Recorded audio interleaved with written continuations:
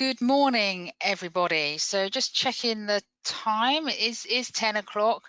I think some people are still joining, but we've got a good attendance today. So just a bit of housekeeping. If you have a question, then please put it in the chat panel. We will be monitoring that throughout the presentation. But if we don't have time to get to it, then we will respond to those individually after. So please feel free to put any questions that you have in the chat panel. That would be great. So what I'll do is I'll start off and really just welcome everybody this morning to our webinar, How Can Charities Improve Efficiency and Retain Volunteers? This is a half-hour webinar and really more thought-provoking rather than demonstrating and selling m-hance or Dynamics 365, the platform that we work with. So just moving on, introducing ourselves. So just move on to this next slide, please, Adrian. So just put a few mug shots up here, so just so you can see what we actually look like.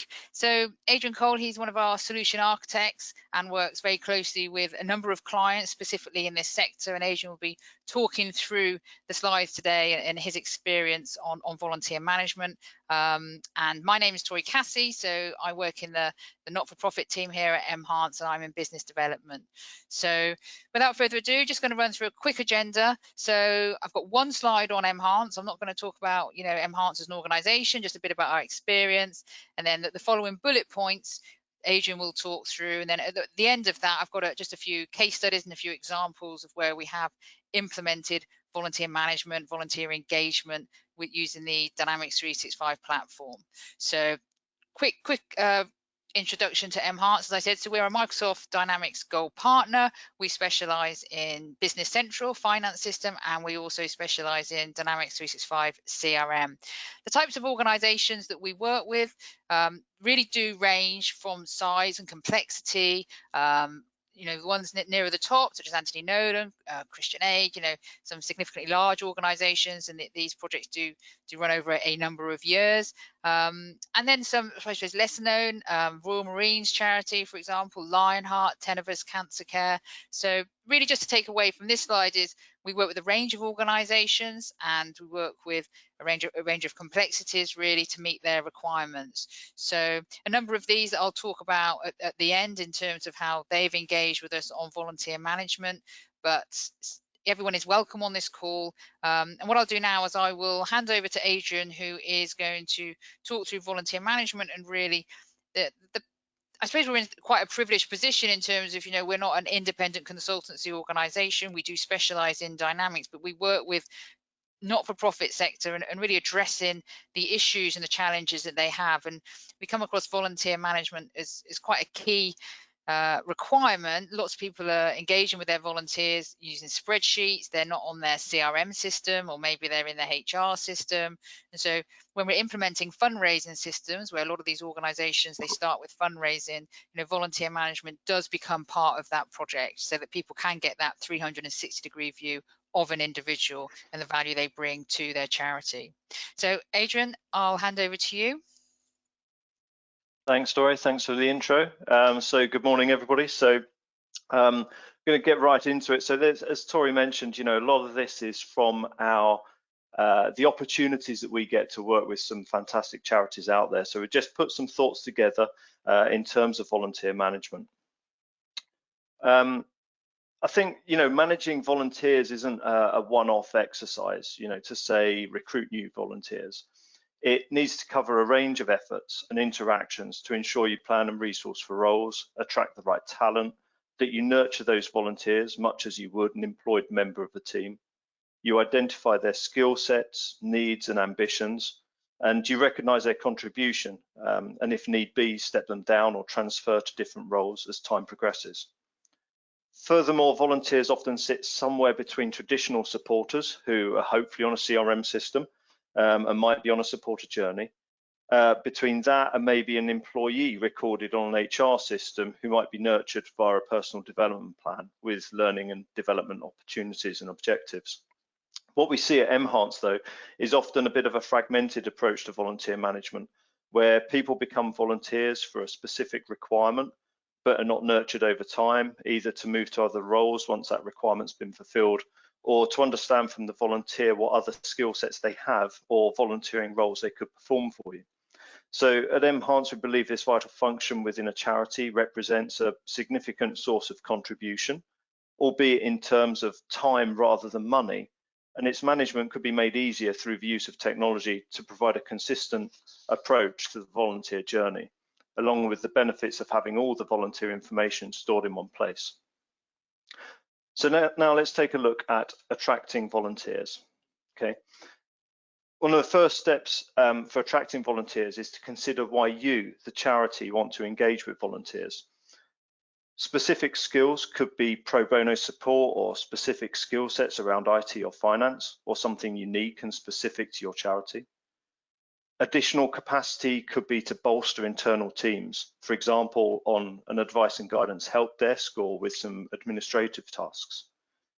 Other benefits of volunteers are just to generally extend your reach and the level of engagement. Plus, new people bring new ideas and approaches into the organisation and give an opportunity to cross-pollinate with what other people are seeing elsewhere, maybe from other charitable efforts or from their profession. When engaging with volunteers, we also need to put ourselves in the position of the volunteer and put the volunteering opportunity in the context of a supporter.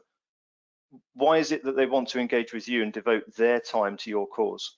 It's likely that they want to engage as your charity addresses something they're passionate about, potentially more emotively than their profession. And it may be that they've been personally affected by aspects of your charity's focus. It may be that they see volunteering as a great way of developing new skills and experience, maybe to get into a career. For example, volunteering at a charity focused on a medical condition may give valuable experience for moving into a medical profession. It may also be that they want to contribute to the charity, but can't do so financially, or at least not to the level they would like to. So donating their time is another way they can have impact. Last but not least, volunteering is a way to meet people and socialise, and a strong volunteer network, well managed, gives opportunities in this area and also helps in retention if people feel part of the team. So moving on to volunteer roles and responsibilities, it's key that we understand where volunteers will fit into your organisation. This should include identifying the objectives of the role, what you expect of them in terms of the tasks to be performed, the outputs and the outcome of their volunteering experience. However, I would say a significant caveat to this is to exercise caution when specifying the volunteering role and ensuring it does not look like or can be interpreted as job description, as that possibly has connotations which could infer employment rights. There's a useful link on the screen right now, and we'll be showing the slides later, that provides more advice and guidance on that matter. We'll also be sharing some other links here as well. So there's a couple of links for great information sources, including surveys of volunteers and research papers into volunteering.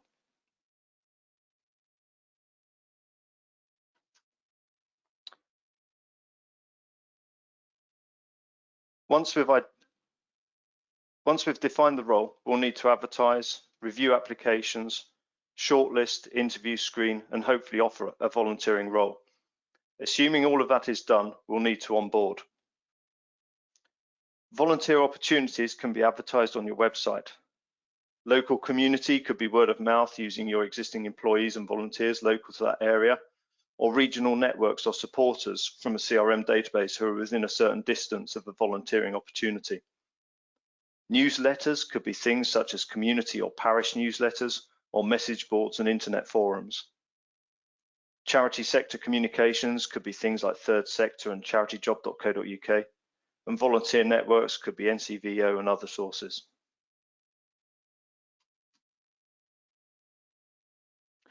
Once you've received suitable applications, or say a cut-off date has been met, you will need to review the applications.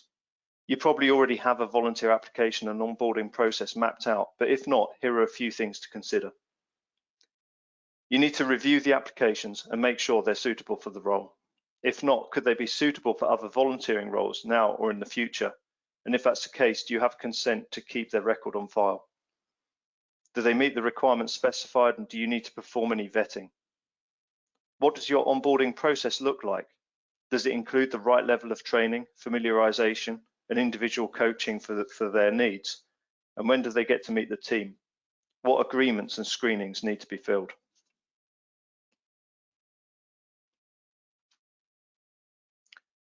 Now we're going to move on to the topic of utilization. Dependent on your operation, you may have specific scheduling requirements. There are various tools available to help with this, from the relatively simple where you might be aiming for a set number of volunteers for a specific event, through to scheduling multiple volunteers with varied skill sets to resource a particular requirement like a helpline. We've seen a number of different solutions and helped to implement some of these.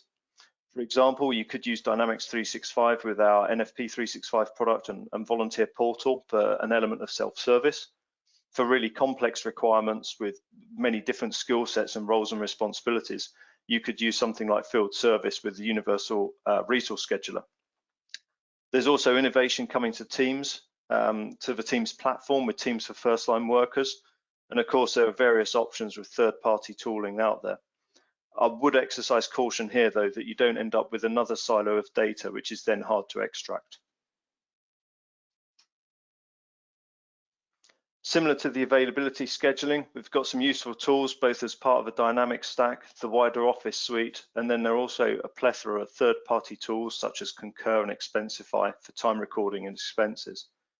Again, make sure you've got an acceptable plan to get the data out of these systems if you do go down the third-party route.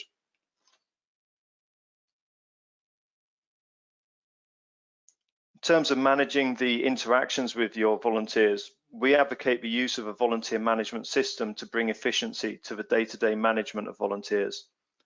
Such a system should provide a way to maintain volunteer contact information and emergency contact details, the ability to record interactions and communications with volunteers and manage follow-up tasks, the ability to track volunteer hours, thank them for their contribution, and maybe congratulate them on achievements such as milestones met.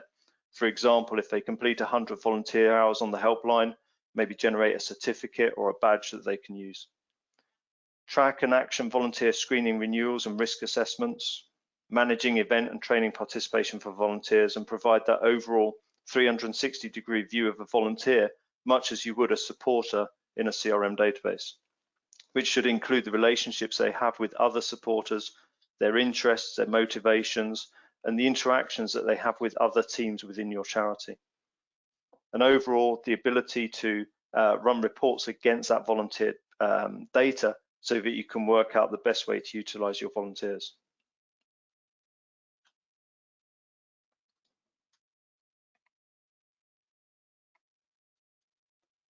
Next up, we're going to look at investing in volunteers. So continued investment in volunteers will develop the capability of your existing volunteers and will most likely be more cost effective than recruiting new volunteers. It's really back to basics with some of these points, but with reference to the earlier slides, our observations are often that a volunteer management system is not in place, so volunteer experience is fragmented. We recommend regular communications with the volunteers so that they feel part of the organisation and they are incorporated into your core teams. As such, their performance should be reviewed and expectations set, including performance training and what coaching they should receive. Ultimately, remember to say thank you for their contributions.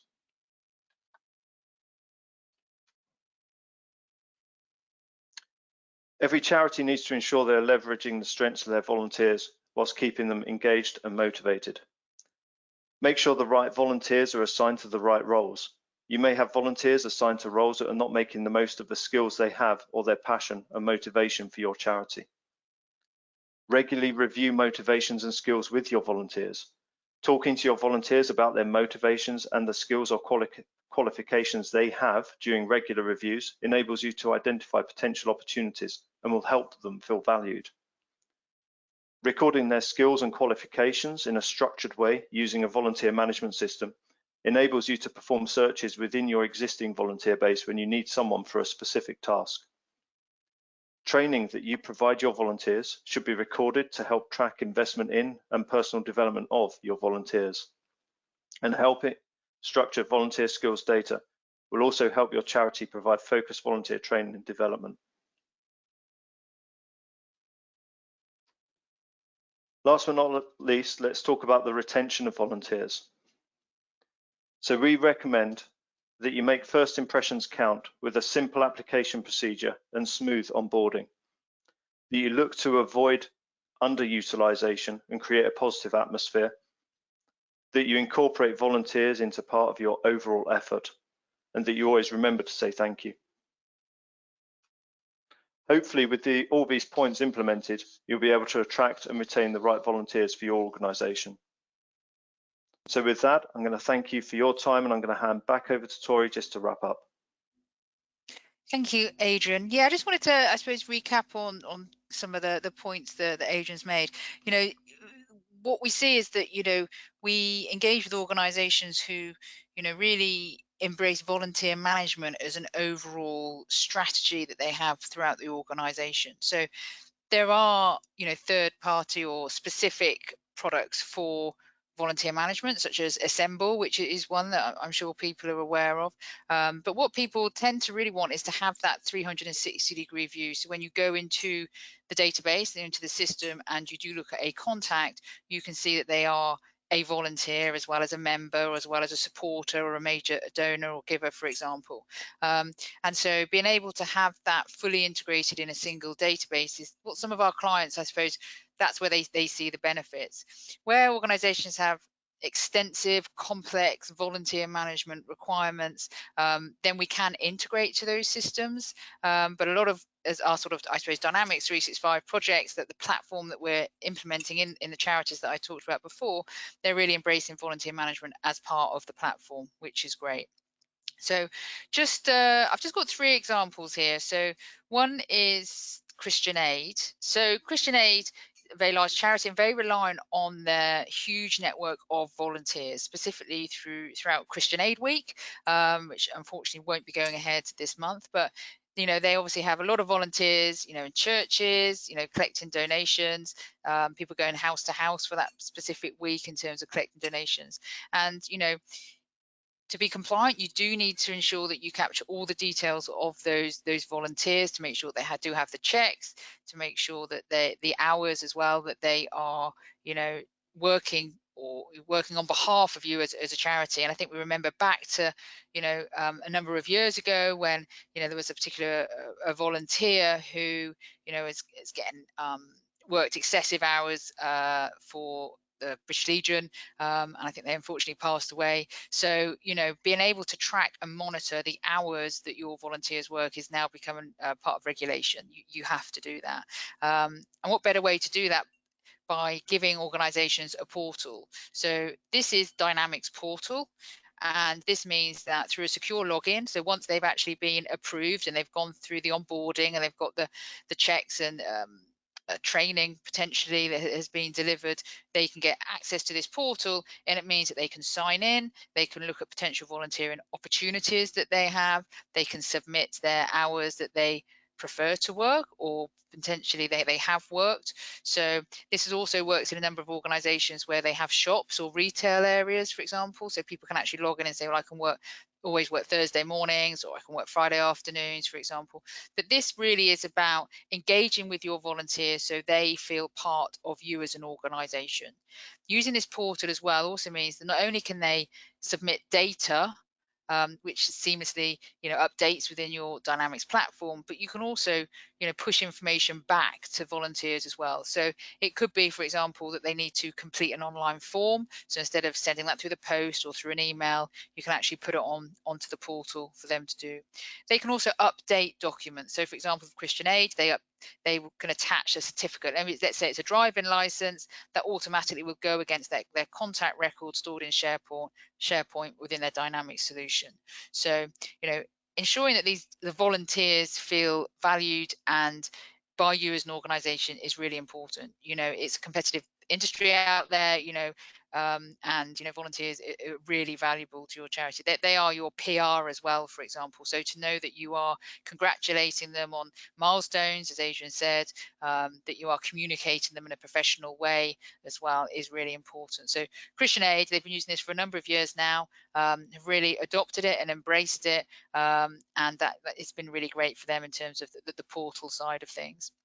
So just moving on to the next one. Sorry, Adrian, you're driving today. But in terms of, the next one is Crohn's and Colitis UK. So, a large membership organization looking at Crohn's disease, and, they have a big help and advice call line effectively, so you can call up and be able to talk to an individual, and that's triage, and effectively you are assigned a time slot to speak to somebody who has the medical qualifications and the skills to talk you through some of the issues that you have, or pains that you have. That's all done through Dynamics 365, so it's done through the customer service element, but the actual scheduling of it is being done because volunteers are the people who are making those calls to those people in need. So that is all being done through Dynamics 365, and the volunteers are able to see the case notes, they're able to update their notes, and again, that's being updated real time back into Dynamics 365. So a bit different. This is a support worker rather than volunteers who are at an event or something like that. So that's Crohn's and colitis. And then the following one is the Motor Neurones Disease Association. So that is really about, so they've got so many, I think 89 local branches, and these are all managed by volunteers, and they need to be able to communicate with people within their team, within their branch, within their region. So they're using the Dynamics 365 and again the portal to be able to manage that communication with them. So a combination of Dynamics 365 as the database, so managing all your contacts and your activities and relationships, and then we've got the Dynamics portal, which is basically fully integrated to Dynamics. It's looking at data within your Dynamics. So as soon as somebody enters data, it's reflecting back into Dynamics and vice versa. So it's not a separate CMS system that you may have. So that is really, just I suppose 3 examples where we're, engaging with organizations in terms of, helping to manage their volunteers.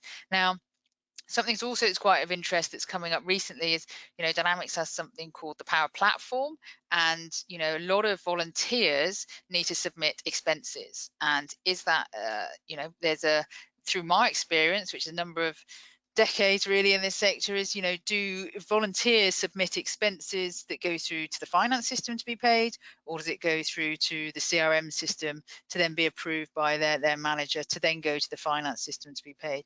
So we're currently at the moment working on a power app for expenses for volunteer management, which means it will fully integrate with the Dynamics 365 platform.